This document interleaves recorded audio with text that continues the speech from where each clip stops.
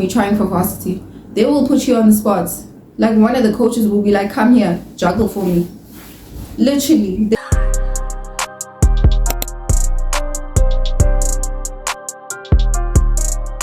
Ish. Maror. Yay. Okay, sharp.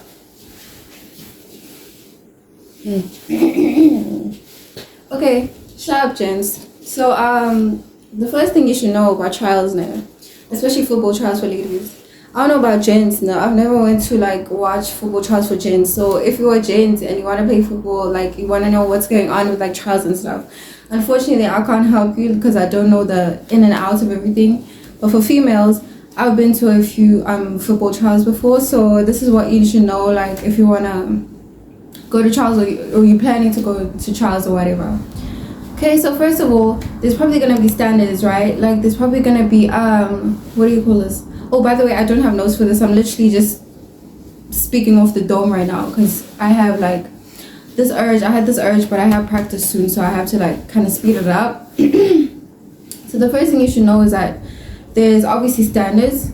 So you're not gonna be like, if you're 13, you're not gonna trial with like 17, 18-year-olds, right? It's gonna be under 12, under 13, under 14, under 15s, and all that stuff, right? So yeah, up until like open, which is basically under 19 and like up, under 21, under 22 and stuff like that.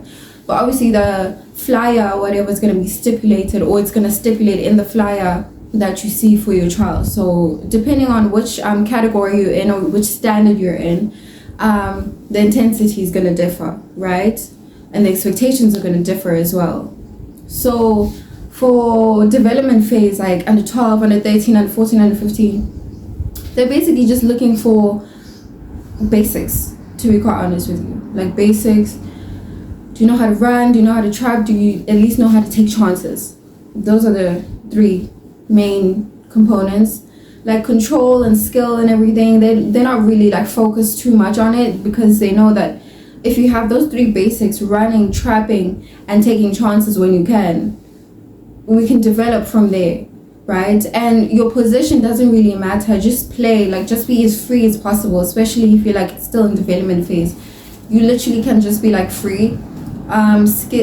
Positioning and stuff doesn't really apply to you as much because you are in the development phase at the end of the day.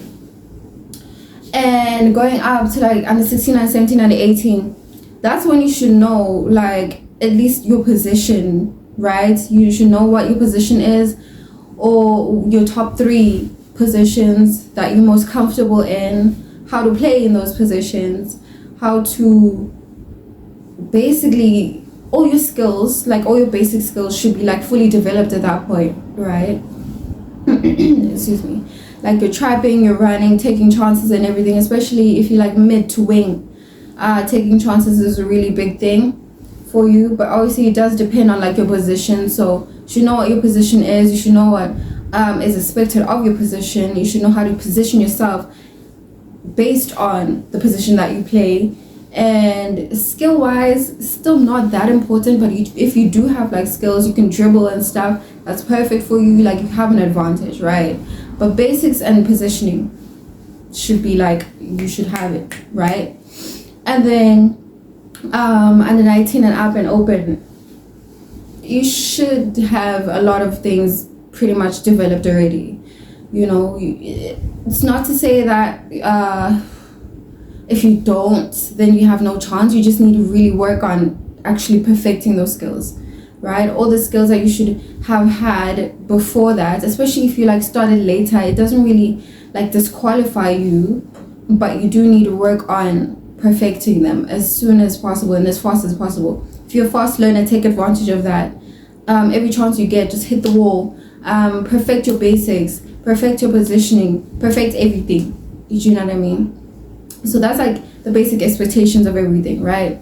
Now, the second thing that I want to talk about trials is that you're basically going to be put on the spot, right? There's 2 different rounds during the trials.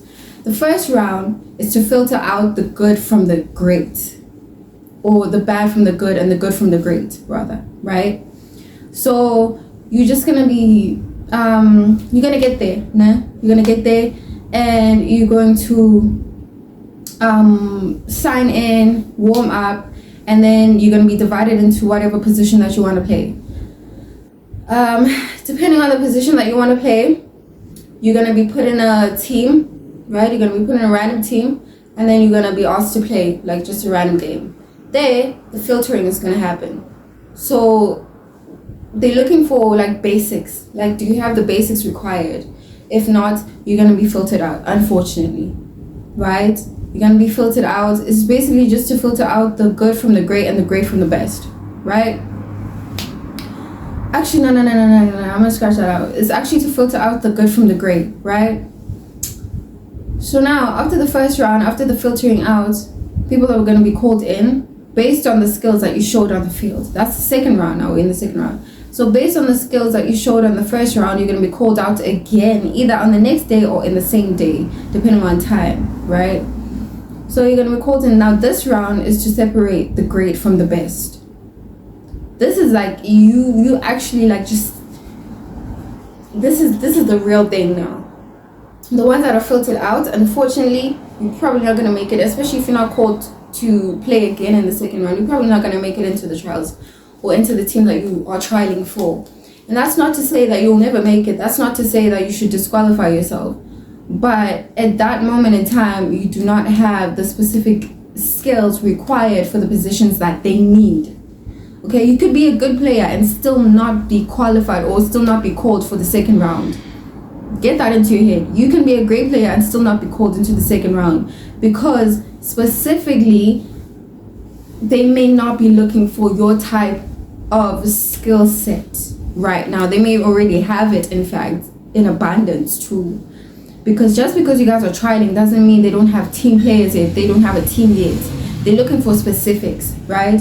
So if you don't fit a specific category, that does not mean you should literally give up and stop playing football. No. Don't read too much into it.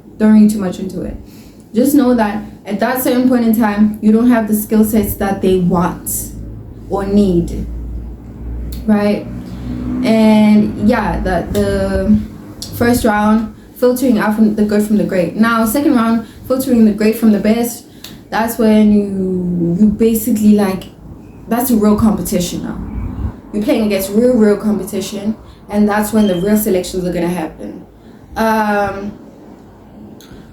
And then after that, they basically like say whether or not you made it. You know what I mean?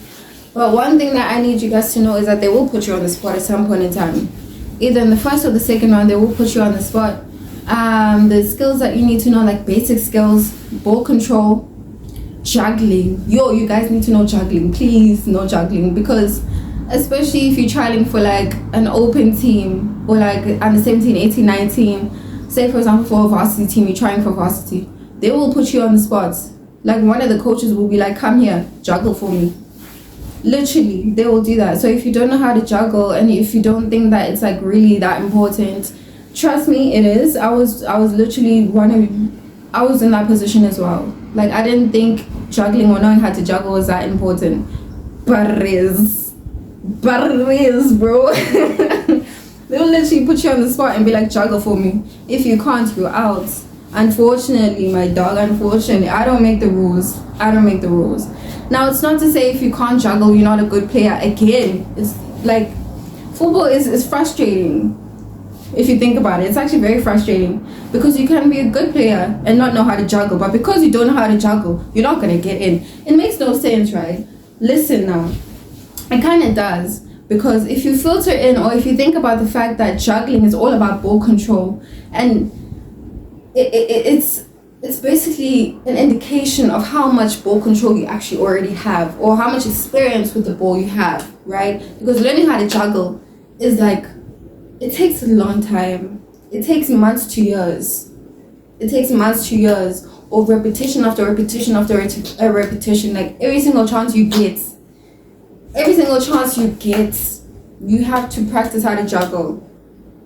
That's the only way. Like literally, bro, if you have friggin' 5 minutes of free time, go outside and juggle. Go outside, like watch videos about how to juggle, how to learn how to juggle and stuff. Like it's gonna be hard, it's gonna take a long time, it's gonna be tedious and frustrating, It's gonna make you want to give up sometimes, but it is an indication of the ball control that you have and the resilience that you have, because a lot of people don't want to learn how to juggle because it's frustrating and it takes a long ass time. It takes a long time. The people that it takes like 6 months to like 1 year for them to learn how to juggle, shout out. Y'all are God's favorites. For the rest of us, yo. But yeah, man, like that's all you need to know. Like ball control. Fitness, yeah, I mean standard. Fitness gets you in the gate, man. You know what I mean? It gets you there, it gets you to the gate. But what actually opens the gates is ball control, juggling, and comfortability with the ball. And yeah, I'm saying this as a person who's literally been training with someone who's playing with Tuks right now and has played for Sundowns Development League, and she's the one who's been mentoring me now and telling me these exact same things, like fitness and running and everything.